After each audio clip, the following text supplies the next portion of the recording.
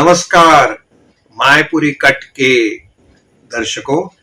मैं चैतन्य Padukone senior film पत्रकार हूं और मेरी खुशनसीबी ये है कि मैं देवानंद साहब के काफ़ी करीब था। 1984 से लेकर जब उन्होंने आखिरी फिल्म चार्जशीट बनाई थी 2011 में, तो तब तक उनके साथ मेरा अच्छा ताल्लुक रहा। तो आज मैं इसलिए आपसे बात कर रहा हूं क्योंकि 26 सितंबर को देवानंद की 99 यानी 99 जयंती बर्थ एनिवर्सरी मनाई जा रही है। और इसका मतलब ये हो गया कि अगले साल 2023 में उनकी सेंटेनरी यानी कि शताब्दी मनाई जाएगी। अब मज़े की बात यह है कि उनका ये एक बहुत ही बढ़िया गाना है, 100 साल पहले मुझे तुमसे प्यार था, आज भी है और कल भी रहेगा। और हम जितने भी देव साहब के चाहने वाले हैं, फैंस हैं, हम यही कहेंगे कि हमेशा हम 100 साल के बाद भी हजारों साल तक देव साहब के लिए हम उनके लिए एक बहुत जज्बाती अटैचमेंट रहेगा, उनके लिए, उनके गानों के लिए, उनकी फिल्मों के लिए।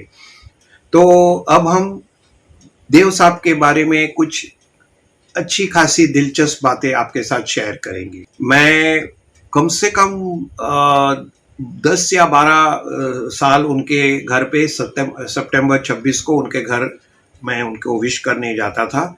उनका घर वहाँ पाली हिल पे पेंट हाउस पे रहते थे वो। और मुझे अभी भी याद है, 2 बार ऐसे हुआ था कि मैं ऊपर जाने के लिए लिफ्ट में खड़ा था ग्राउंड फ्लोर पे, तो पीछे से अचानक देव साहब आ गए।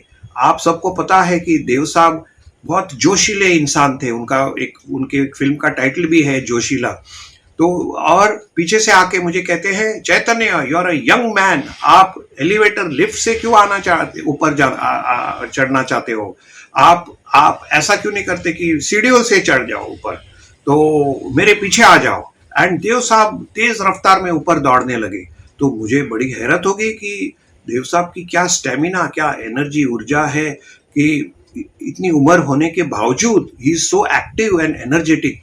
तो फिर उनके साथ में ऊपर गया तो काफ़ी मेहमान आए थे और उनके सामने देव साहब ने बर्थडे केक कट कर दिया। मतलब खासियत ये थी कि बर्थडे केक पे कोई कैंडल्स नहीं था।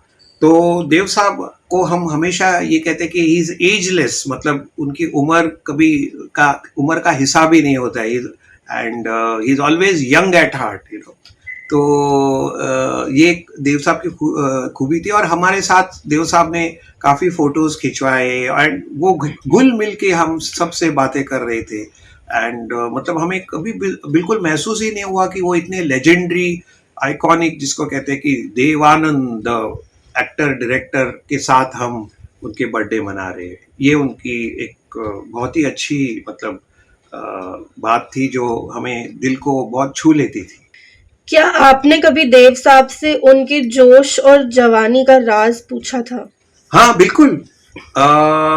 हमने पूछा था कि देव साहब, हालांकि उनकी एक फिल्म आई थी हम नौजवान, तो मैंने देव साहब के साथ मजाक किया, देव साहब हम नौजवान के बजाय आपने अपना फिल्म का टाइटल रखना था हमेशा नौजवान। तो देव साहब हंस पड़े थे, मुझे अभी भी याद है। तो देव साहब ने कहा कि मैं हमेशा मेंटली फिजिकली एक्टिव रहता हूँ। मेरे लिए जो है फिल्में बनाना, मोशन पिक्चर जो मेरे लिए एक पैशन है, जुनून है, और उसी में मैं जुड़ा रहता हूँ। और मैं कभी रीमिक्स के चक्कर में नहीं जाता हूँ। मैं हमेशा नए नए सब्जेक्ट्स रोज के अखबारों से, सुर्खियों में से ढूंढ लेता हूँ और मुझे उसी से प्रेरणा मिलती है और मैं उनके सब्जेक्ट्स बनाता हूँ। और अभी लेटेस्ट जो मेरी बन रही है चार्ज शीट, वो जब मैं उनको मिला था तो उनकी चार्ज शीट की स्क्रिप्टिंग चल रही थी, तो कह रहे थे कि दिस इज बेस्ड ऑन मतलब real day to day life. हालांकि उन्होंने मिस्टर प्राइम मिनिस्टर का भी एक फिल्म बनाया, टाइटल से फिल्म बनाया था, या सेंसर नाम के एक फिल्म बनाई थी। तो ये सब वो कहते थे कि उनका एक मंत्रा था, लुक यंगर लिव लॉन्गर, यानी हमेशा चेहरे पे जवान लगना चाहिए और लंबी उम्र होनी चाहिए। तो ये उनका ये मंत्र था। देव साहब की कोई अनोखी खासियत या खूबी? देव साहब की एक बहुत अच्छी खासियत खूबी जो मुझे और बाकी मीडिया वालों को भी अच्छी लगी थी कि हमेशा he was very punctual time के। हमें जितने भी पार्टियों में बुलाते थे, वो उनको एक आदत थी कि वो हाथ से लिखा हुआ इनविटेशन भेजते थे। अपना हमारा नाम जो है हाथ से लिखते थे, साइन भी अपने हाथ से करते थे और इनविटेशन भेजते थे। जब हम वहां पहुंचते थे, जैसे कोई बड़ी 5 स्टार होटल में उन्होंने स्वीट में रखा है या हॉल में रखा, सबसे पहले वहां देव साहब मौजूद होते थे। कि बजाय कि वो 2 घंटा लेट एक स्टार एंट्री करो, नहीं, बिल्कुल नहीं। मेहमानों से पहले देव साहब वहां हाजिर होते थे। ये उनकी एक बहुत अच्छी खूबी थी कि वक्त पे आना, वक्त से पहले पहुंच जाना, जो अमिताभ बच्चन को भी आज उसी के लिए दाद मिलता है, that he is very punctual. Like Dev sahab का भी ये, देव साहब की भी एक खास बात थी। अच्छा, दूसरा उनका ये था कि उनको सॉन्ग पिक्चराइजेशन से बहुत ज्यादा लगाव था। जैसे आप लोगों को पता होगा कि जंजीर नाम की फिल्म आई थी, वो उन्होंने, एक वजह थी कि उन्होंने मना किया था कि एंग्री यंग मैन का जो कैरेक्टर है उस पर एक भी गाना पिक्चराइज नहीं है। तो देव साहब ने मना किया था, फिर और भी कई लोगों को ऑफर हुआ, लेकिन अंत में अमिताभ बच्चन ने वो angry young man sub inspector का रोल अदा किया था। तो ये है। और हमेशा वो कहते थे कि मेरे शब्दकोश डिक्शनरी में रिटायरमेंट का शब्द लफ्ज है ही नहीं। वो कहते थे कि जब तक मुझ में जान है मैं फिल्में बनाता रहूंगा, और यही मेरे लिए एक जुनून है कि जिंदगी का साथ निभाता चला जाऊंगा और मैं हमेशा फिल्में बनाता ही रहूंगा। ये देव साहब की फिलॉसफी थी।